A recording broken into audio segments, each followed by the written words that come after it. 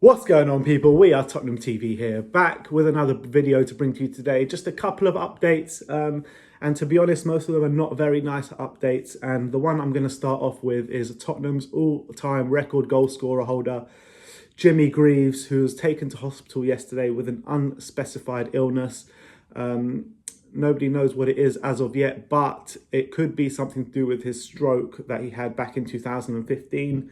Our thoughts are completely with Jimmy and his family at this very hard time. And I think that everyone just needs to send their best wishes to him and his family. You know, absolute legend of the game, Tottenham legend, England legend, and legends of some other clubs that I'm not going to mention as well. So Jimmy Greaves, we're all rooting for you, and we hope that you can pull through on this one.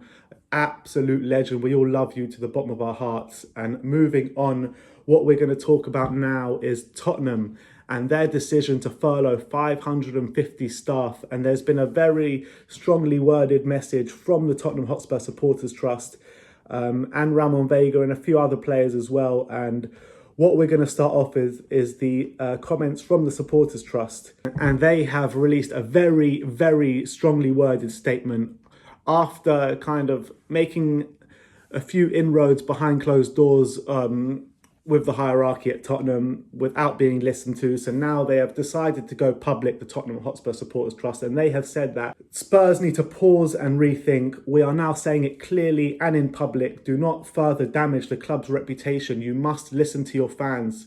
The pressure is growing increasingly strong on the Tottenham hierarchy to make a massive U-turn, just as Liverpool did. You know, Liverpool also announced that they were going to furlough their staff, but they made a massive U-turn within 24 hours. They apologised. They realised what they were doing was wrong. You know, Tottenham are owned by a multi-billionaire. This is not something that they should be doing. You know, making the government and the taxpayer pay for their staff is completely ridiculous. And what makes it is that, you know, Daniel Levy and Mike Ashley, the only two chairmen in the Premier League that are doing this, and that tells the whole story, to be honest. Make of that what you will. I'm not even going to make any more comments on that. But Ramon Vega also coming out and saying that, come on Tottenham, for once, behave like you care. You just built a £1 billion stadium and you act like you have £1 in your pocket. And I completely echo those thoughts. We need to start acting like a community club. We need to start acting in the interests of the public, to be honest, because, you know, this is a very, very hard time for everyone, and people that can help should help. And Tottenham Hotspur are a club that can help, and they can afford to pay the staff and the wages, and they're just not. And it's just disgraceful, to be honest. But that's all I'm going to say on that. And now moving on to the next part, and we're going to talk about Jose Mourinho and the Tottenham players training in public in Hadley Common.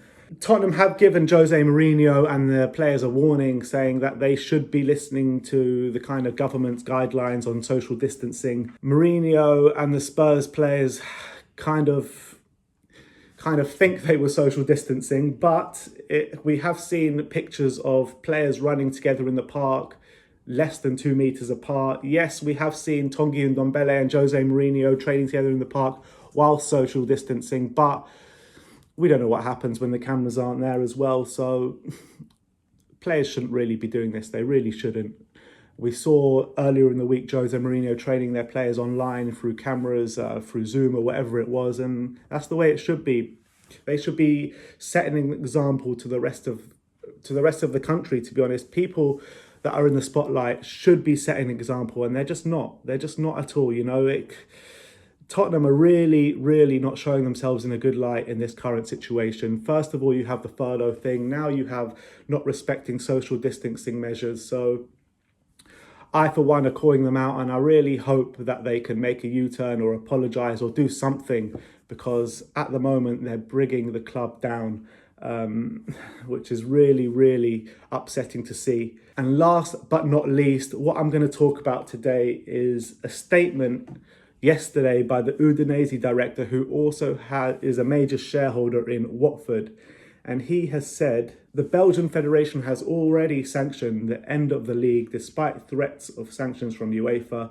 In England, the Premier League is about to release a similar statement because the situation there is becoming very, very serious. I frankly just hope we can enjoy football again after coronavirus. And that is a very, very strong statement from Pierpaolo Marino, who is the owner of Udinese and a major stakeholder in Watford. He claims that the Premier League is about to release a statement saying that the season will be over. So make of that what you will. Let me know in the comment section below what you think of Pierpaolo Marino's comments. Let me know what you think of the Tottenham Hotspur Supporters Foundation to call out Tottenham Hotspur. Let me know what you think on if Tottenham are kind of respecting the social distancing laws, and also send all your best wishes to Jimmy Greaves in the comment section below. Like, subscribe and comment, and as always, come on you Spurs.